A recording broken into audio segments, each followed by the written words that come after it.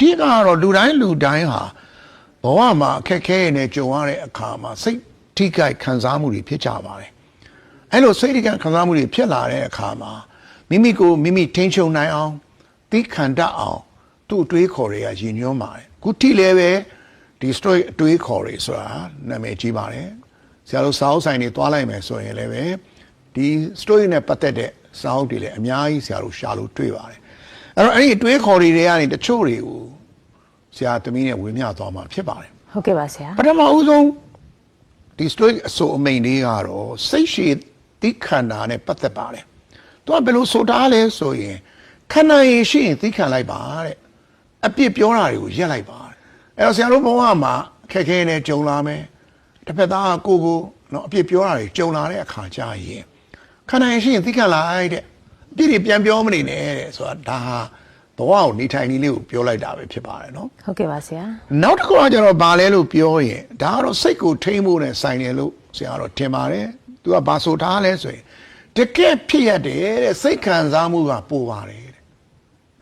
အဲတကယ်ဖြစ်ရကတော့ကြီးကျယ်တာမဟုတ်ဘူးလေကိုကစိတ်ကိုခံစားနေတာဒီနဲ့ပုံများနေတယ်ဆိုတဲ့အတိတ်ပဲကိုရပါတယ်ဒါတွေကလည်းဘဝမှာခဏကြုံရပါတယ်နော်ဟုတ်ကဲ့ပါရှင်ဖြစ်ရချင်းတူရင်တော့မှတယောက်နဲ့တယောက်နဲ့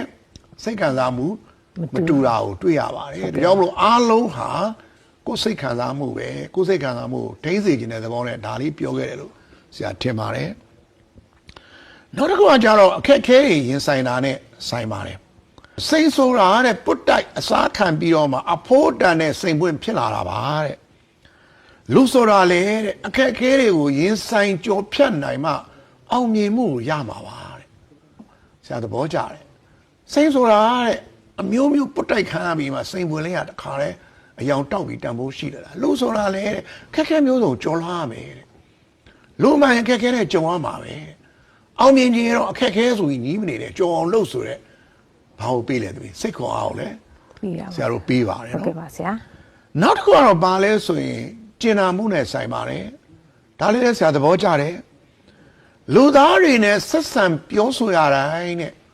ကျင်နာမှုကိုပြနိုင်တဲ့အခွင့်အရေးကိုရပါတယ်တဲ့ဟော